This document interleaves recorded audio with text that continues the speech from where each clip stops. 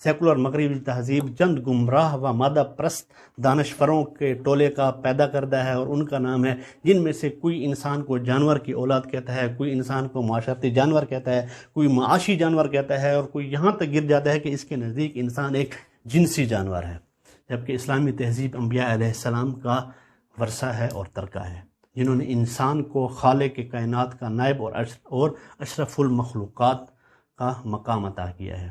لقد خلقنا الانسان فی احسن تقویم۔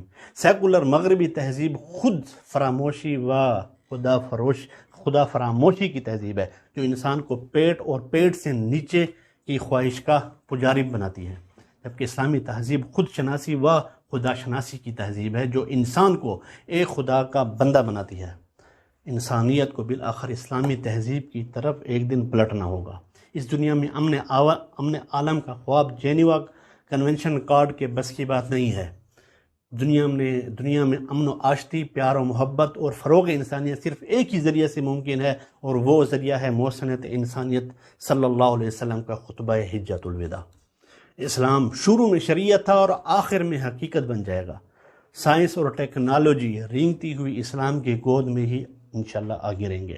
سنت رسول اللہ صلی اللہ علیہ وسلم ایک ابدی حقیقت بن جائے گی، اور قرآن کی حقانیت پوری دنیا پر ثابت ہو جائے گی۔ ممکن ہے ان خیالات کو جذباتیت سمجھ لیا جائے، اور اس سے انکار بھی نہیں ہے کہ انسان کا وجود ہی جذبات کی پیداوار ہے۔